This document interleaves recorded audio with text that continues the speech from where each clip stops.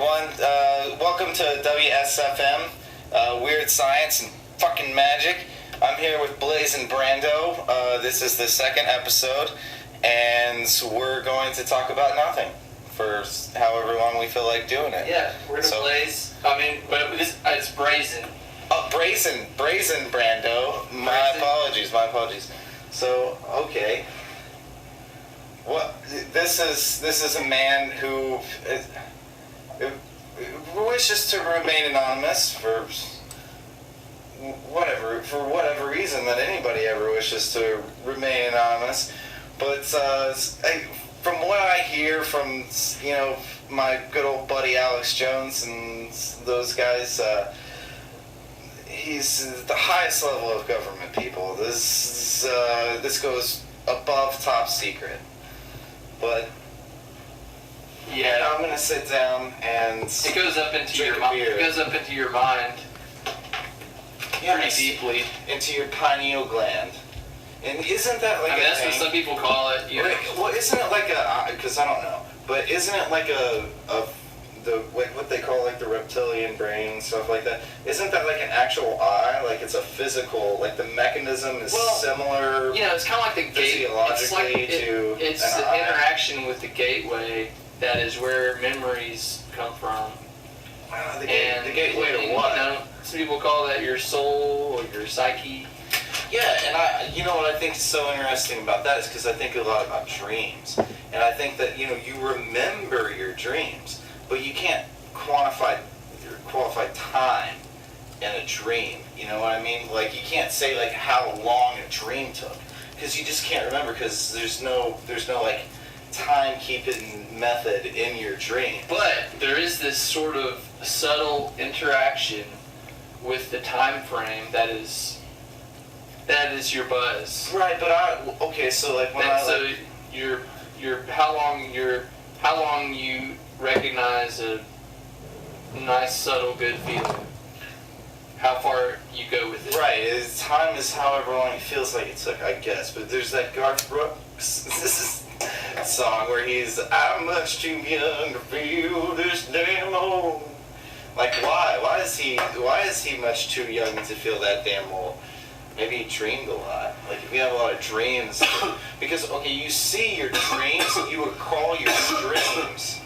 You see it. You actually see it. You actually see your memories, right? So I would suggest or suppose that you see your memories in your dreams with the same mechanism.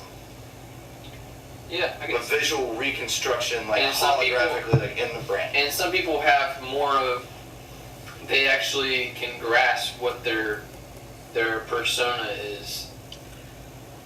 And then you have your general essence, which is really your soul. And then you have your outer shell, your iceberg.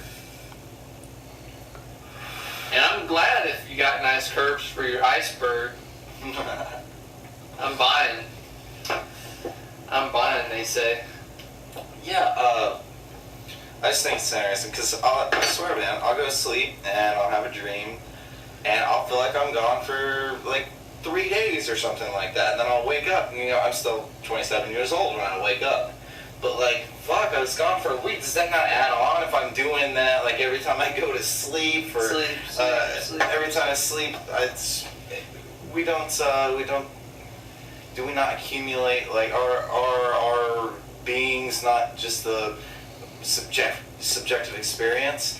So every experience would include the ones that are hallucinogenic or whatever, the ones that are our dreams are part of our conscious experience. They make us who we are, right? I'm on this dream kick. Maybe I'm going way too deep into it. I understand that, I'm about the dream too. I'm all about the integration of the dream into real life. How can that be useful for just the day-to-day living? Right. Because they say that this is it's a life choice. This is one of those. This is a life choice. We choose to live this way. So, well, okay, wait. To be clear, because nobody can see on the radio. You're talking about smoking marijuana. So like smoking pot is a life choice. Is that what you mean? Yeah, I mean, that's one of many life choices. Yeah, but I don't even think that's a bad thing. And I think the only criminal thing about marijuana is that it's illegal. Like, you lock people up and you put them behind bars like a fucking animal, like a dog in a fucking cage. You do this to people for smoking a plant, for getting high, and they regulate the market in a way that's just, it's literally criminal what they've done by illegalizing it. Yeah, it is criminal. With all the scientific evidence that shows the medicinal benefits, you know, like, and you don't even have to smoke it. You got your CBD oil, you got the stuff that's not psychoactive that is like fantastic for your joints and stuff. Yeah, and it's quite clear that the country's ran by imbeciles. Oh man, yeah. And it has. Okay, wait. It has do you mean? Oh, do you mean like specifically Trump, like at the top, just no, just not specifically. He's wearing a dunce cap. That's what that hair is. He just represents the persona. That was, it's like, they have no desire to get into the essence of life. They just want to sell it. Yeah, that's a bummer. If it doesn't produce profit and they can't tax it and they can't track it, then they don't like it. And that's where the system. But they can. That's where I think it's more clandestine than that. I think it's more than money, man. And that's where the system. Yeah. Well, I think it's all. I think smoking pot turns your lights on. What people are talking about when they say like, "Oh, did you get a head change? Did you get a head change?"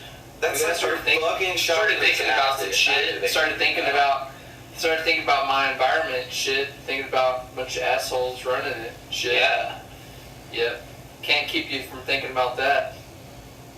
Right. With or without pot. Yeah, but then what you have is a manageable like deficit or something like that. You got like your disenfranchised dissidents, the people who don't like you, are now alcoholics and heroin addicts, and like they've been disenfranchised, or they've been marginalized in some way, or they've been fucking, or there's just hurt when they were kids or something. Or there's just the simple march of the artists and and music. Right. Just you come out of the box as this artist, this like beautiful soul that's like here to create, and then all of a sudden you're faced with this like fucking nightmare of this American power structure, the global power structure, and how instead of it actually being a weapon, Well, they're all lined up like football coaches or something. It's like this team versus that team, and like all this kind of shit, and it's like, well, what the fuck are you talking about? Music is just a weapon. Music is a weapon. That's all it is. But Bob Dylan once said that you could never change the world with the song. And he said that like he used to believe that you could, and he doesn't feel that way now. Men always change their esteem, man. That always a flux situation. Right. He had it, and then he lost it. And when he had it, man, look what he fucking produced. So. Can I hit that thing, man? Yeah. Smoke this fucking crazy, whatever this is, this superfood. Samoas. It's a superfood. It's like kombucha or something. It's just something really good for you. Thin Mints. Oh, Samoas and Thin Mints. What are those? Those are some Tagalongs. Cookies. Ooh, that's the peanut butter ones. I don't know. I haven't lived in the suburbs for a while, so I don't run into the Girl Scouts as often. My sister was a Girl Scout. I guess you're always one in one CDR. Being a Girl Scout's like a Marine. Forever. Being a Girl Scout's forever. Forever. Can they hear us pretty well on that thing?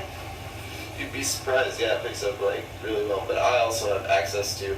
Can you pick up them airplanes cruising by? You absolutely can, but and that's what the shitty thing about doing it in this location is now. But I mean, I turned off the heat and air, so we're not gonna. I noticed when I was doing the first episode that there was some. You make edits. You can hear the air coming on and off, and it's like Yeah. noticeably, it's making an effect. But I turn that off. But yeah, you're definitely gonna get some ambient noise and some. My neighbor will probably bang a cabinet or two. Be some planes flying over, but I'll run it through Logic and put a compressor on it, and then everything will be groovy. Groovy. But yeah. Dude, I went out with Walker the other day. That's a cat I like to hang with, man. Yeah. It's a cat that, you know, he just... Wait, did I hear you guys were supposed to do? Did you do some St. Patrick's Day thing? No, that never happened. You just like got fucked up and talked about doing something cool, and then it never happened. I don't know, because that happens. Oh, to that me was a with, lot. that was with Bonner. Oh, okay. But yeah, you're hanging out with Walker. He's a cool guy. His stepdad's somebody famous or something. I don't know. Yeah, he plays Some drums for somebody. Yeah. in Folds. Yeah. Cool cat. Name dropping. Name dropping. Name dropping. Queef popping. I was thinking the other day about farts and how that they have like a bassy sound to them. And wouldn't it be funny if like something similar happened with your cock? Like you had like a cock fart. How funny would that sound? It would, because of the size of the tubes. Because your asshole's way bigger than your dick hole. So it'd be like, meh. So maybe God knew we would just laugh way too much about sex to take it seriously enough to procreate. So that's why we don't have dick farts. I hear in some places they have like this cone-shaped thing that they shove in their D-hole. Maybe they know what that's like. Who knows? Oh, they've got like a dick whistler or something? No, Stick it in their D-hole. no, I had to go kind of rogue there for a second. But yeah, you making any music? I know you're more of a philanthropist than you are anything, I would think. As a guy who kind of goes around kind of like a community Buddha. You go around, people just braise it up. People look up to you and have a good time. Oh, I can't wait to hang out with Blazing Brazen. Brando. Yeah, you just walk into a room and you braise up. Yeah, there you go. There you go. Stir it up. Yeah. Braise the roof. Praise God. Praise Jah. But yeah. Bacon. Blessed. Bless the water. I've been experimenting with some stuff like that, some chaos magic here recently. Like, I'm just going to try to have a positive outlook and say that things will go the way I want to, and see if I just kind of stay positive, I just keep dodging all the negative shit anytime I have people's, like egos and stuff. Yeah. That makes sense. So hey man, you're fixing up a truck, you're fixing up a vehicle. We should have written down some talking points for this shit. I was fucked up last time we did that, so we'd been playing music and drinking all night, and now we just kind of jumped in here on a little off-key, little off-color. You know where the term off-color came from? The diamond industry. Off-color? Yeah.